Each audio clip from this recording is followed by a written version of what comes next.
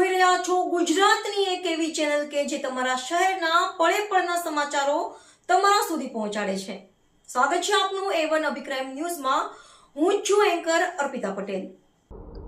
Radhanpur ST ડેપોમાં સુવિધાઓનો અભાવ મુસાફરો માટે બન્યો માથાનો દુખાવો। વરસાદી પાણી કંટ્રોલ રૂમની ફોન સેવા અને સીસીટીવી વ્યવસ્થાને લઈને મુસાફરોમાં સંતોષ, તંત્ર સમક્ષ તાત્કાલિક સુધારાની માંગ। રાધનપુર એસટી ડેપોમાં મુસાફરોને મળતી સુવિધાઓ અને સુરક્ષા વ્યવસ્થાને લઈને ફરી એકવાર પ્રશ્ન ઊભા થયા છે।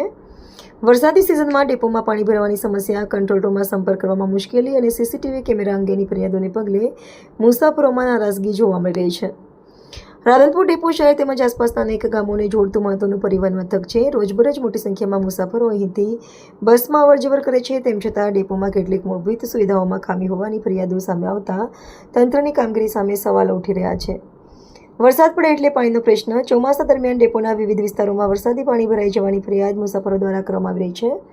પાણીના યોગ્ય નિકાલની વ્યવસ્થા ન હોવાને કારણે મુસાફરોને બસ સુવિધા પહોંચવામાં મુશ્કેલી પડતી હોવાના આક્ષેપો છે। પાણી ભરાવાના કારણે ગંદકી અને મચ્છરોનો ઉપદ્રવ વધવાની પણ શક્યતા રહે છે। મુસાફરોનું કહેવું છે કે દર વર્ષે ચોમાસામાં ઊભી થતી આ સમસ્યાનું કાયમી નિરાકરણ લાવવામાં આવે તે જરૂરી છે। રિપોર્ટર ભરત ઠાકોર, કચ્છ।